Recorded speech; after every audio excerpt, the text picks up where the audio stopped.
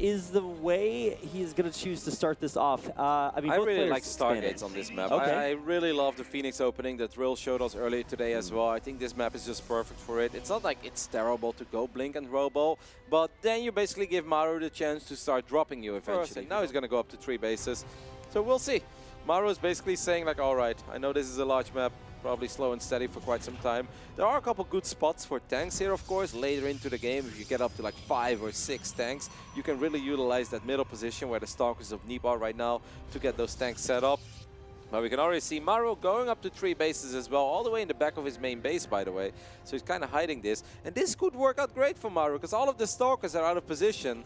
And obviously Neeb can always wipe in a few additional Stalkers, but let's see. There's a couple of Marines here as well. Neeb's going to be very careful. I mean, he really wants that SUV. He gets the SUV, but that's all I think he's going to get here. He's like, no, I want another SUV. I mean, he just really loves those tank shots. Wow. Liberator pushed away by just the last vestiges of defense back in Neeb's main. So yeah, Neeb is just trying to be annoying, but really not much is happening in this game. He is getting that second Forge that I requested. I'm kind of expecting him to throw down a Templar Archives in the near future as well. I really don't mind double Robos either. I actually think double Robos are pretty sexy on a big map like this, and I think he's got enough time to utilize that as well. But most Protoss players like to get a couple Colossus, then go Storm, and then maybe a little bit later, if Neeb truly starts feeling comfortable and he's on like 70 plus workers, 4 bases, he can always get his second Robo as well. I hope for Neeb he doesn't forget about this Colossus. I like where this game is going now. Things are shaping up in a very exciting way. Yeah, it does appear as if we are going to get kind of those quintessential Year Zero games, huge macro armies, tons of bases, and breaking through all of these rocks in the middle to open up different avenues of attack. This is going to be really, really epic. And I think all of us hope that the series would kind of live up to this hype. I think here it finally is. Now, did we ever get that extra Colossi back with Neeb's army? No, it's still down there. So there are 3 here. That's quite a few. But look at this, fighting into siege tanks, siege liberators. It's a big, strong blink in, but those liberators prevail. And there's not enough left for Neeb to push through. That was kind of pointless. I really didn't like that move. And he's going to go for a big warp in the back of the natural. Oh, no. Or the fort base, rather. But that one is actually kind of well protected.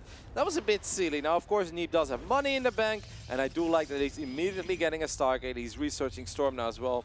Maybe Neeb just kind of wanted to test the waters there and hope to get lucky or something. But it was pretty clear that that was not going to be a very successful adventure. Of course, if Neeb can get his own Tempest out, I do have a lot of faith in Neeb, his control of Tempest and High Templars as well. This Warp Prism is taking a little bit of damage, but okay. Wow, that was scary. Drops off a couple of Zealots and will make it into the main. No missile turrets here, so we might see a warp in way up top. If he could actually cancel 3-3, that would be pretty big, but there is Bio back home to defend this with a nice EMP. This should be pretty easy for Maru to deal with. Yeah, that was some ambitious thinking there, Rabbit. I don't know how he was going to get both E-base, but maybe in a dream world for Neeb, that obviously would have been the case. But he's buying time, right? He's buying time for the Tempest. That's the most important thing. Man, this Observer is obsessed with that Colossus. It's obviously a big deal, but I have the feeling that one Colossus is not going to decide this game. This is actually some sexy play. Now maybe he is going to get those E-base that you were talking about, because there is a fight going on as well. God, those storms! Neeb is just crushing these Liberators at the same time. Maru, where are your units? Yeah, I mean, I guess maybe he sent them back, and he is going to get both E-base, both +3 upgrades will be canceled. I mean, that drop better do a lot of damage, but Neeb can, of course, recall as well. If he wants to, he can recall. I think eventually Maru is going to be able to deal with this, but oh my goodness, he's losing so much. He's going to land a feedback on something there as well. Storms. Okay, well, I mean, you know what they say about never base rating a Terran, but this doesn't feel like much of a base rate to me, because Neeb's got an insane amount of money in the bank, and Maru doesn't really have a lot to work with at all. Yeah, Neeb lost one of his vestigial bases, so he still has his infrastructure totally intact, and of course, has that recall. So now all of a sudden, Maru has to pick up and leave, and that's a 2-for-1 deal. If Maru would have stayed with his bio units near that Nexus, by the way, oh my god, Neeb found his left Colossus. But that was a very tiny recall by Neeb, actually with just 3 Colossus there. If Maru sends right next to those units being recalled, obviously Maru couldn't exactly know how much it was, but Maru would have actually pretty much one-shotted that recall. That was not big enough, but instead Neeb is going to force Maru back, and it really feels that Maru is going to kind of have to start all over again, but still in it. Maru's getting nukes, by the way, as he has restarted his upgrades. Obviously that's going to take a little while before those finish up, but it 4 more Vikings on the way. Neeb's still maxed out. Neeb looking for openings. The Tempest count is getting higher though, and this is where these Tempests really start to hurt Maru. Yeah, and I think Neeb is doing an excellent job playing that kiting back and forth game. Obviously, that time he lost a little bit, but the Tempests abide. They haven't been, you know, shaved off at all, and they're going to keep poking in. Those storms were sick, man. Well, he's getting blink DTs. Oh, my goodness. He's just doing that to please Fear Dragon. He knows that Ravi is out there watching, and he's like, what can I do to make my #1 supporter happy? And that's some good old Shadow Strike.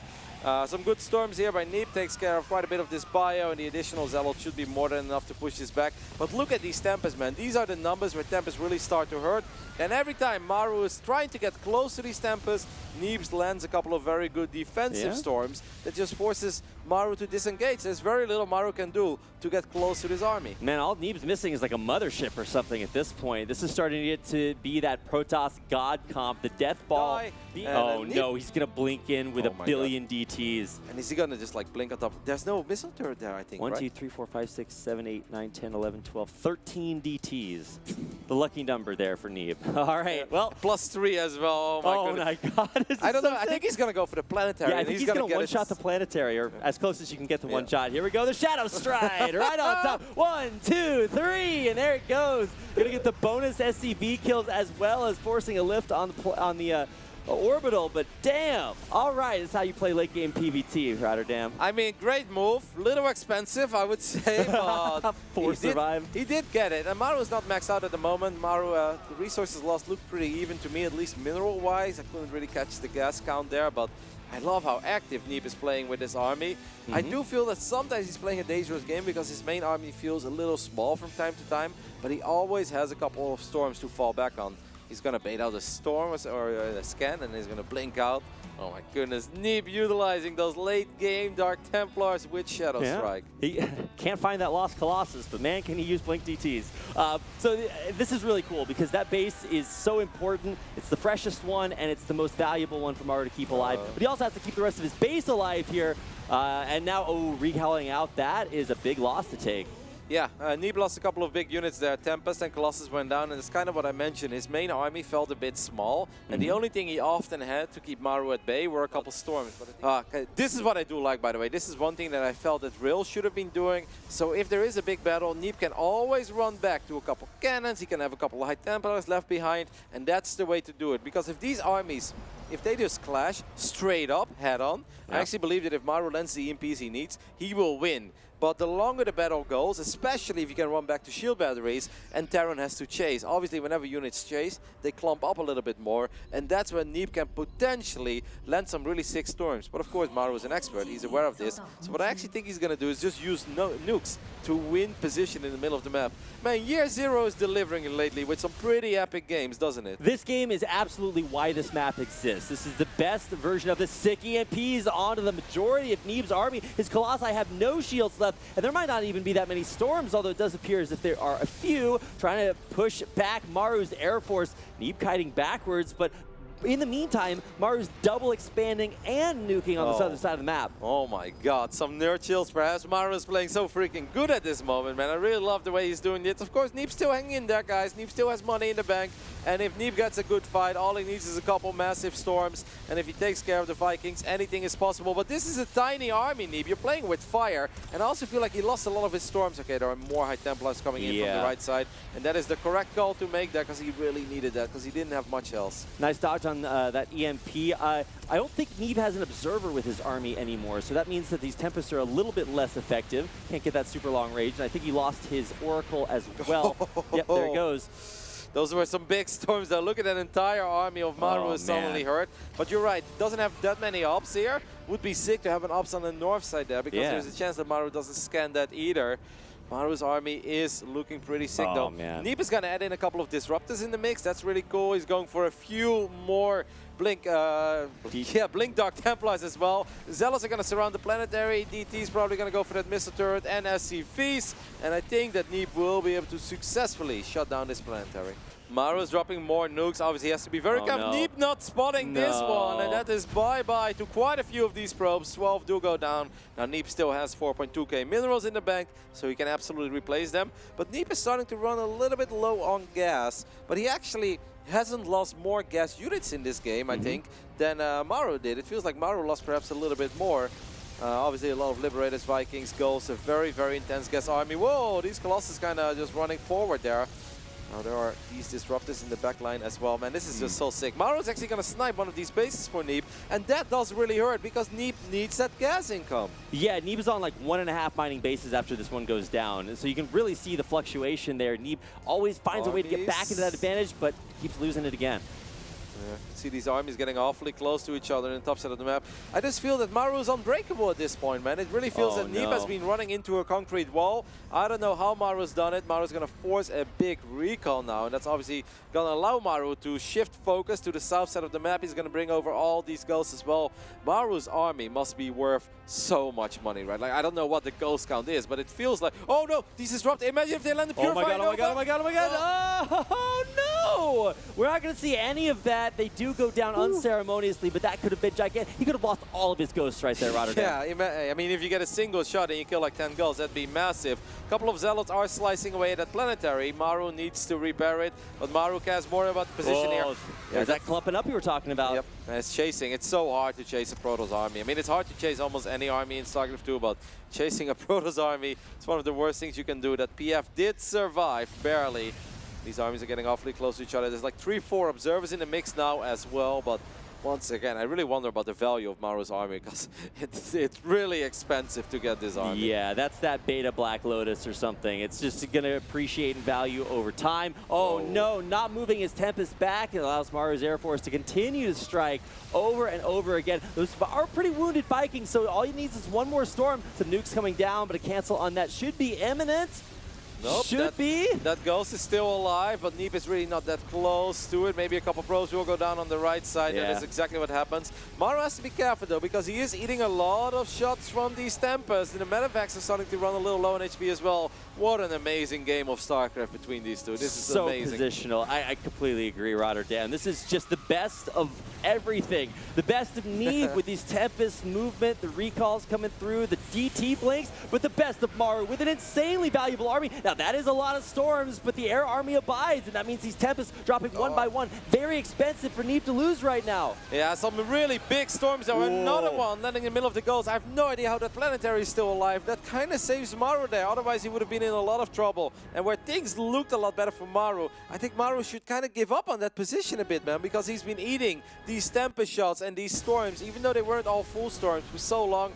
Maru kind of needs to repair. He needs to get some HP again on his army. Look at those Medivacs. Look at the Ghost. Everything is half HP. Yeah, you gotta spam repair those, or drop mules or something like that. The strength of the Terran army is that you can rejuvenate it very quickly. And he does have a base there full of SCVs and mules to repair with, but instead he's actually gonna push forward, to blink forward. It's actually gonna snipe off a few of those Vikings, and now Neeb in a great position, poised to deal critical damage to one of Maru's last mining bases. Yeah, but most of the Tempests have gone down, and most of these Colossus have gone down as well. Neeb's army looks massive, but that's a lot of Stalkers and Zealots, guys. That's not good near a Planetary. Maru scans, but he cannot run into these Purifier Novas. He cannot eat another big storm to the face either. But since Neeb lost a couple of his mining bases, Neeb's so low on gas. That's a nice little donation there. Neeb's got a disengagement. That army can never win a fight near a Planetary. That's just impossible unless you have like the best AoE damage of all time. But all of these Colossus going down, Maru's Viking control has been really, really sick. Neeb is maxed out, but it's a lot of Stalkers and Zealots. Yeah, and he's been replacing the Colossi with Disruptors, so a different style of army composition. He's trying to, once again, like you said, fight near this Planetary, but into these ranged Liberators and all those EMPs. It's not going to happen, Rotterdam. And once again, the Viking control is impeccable.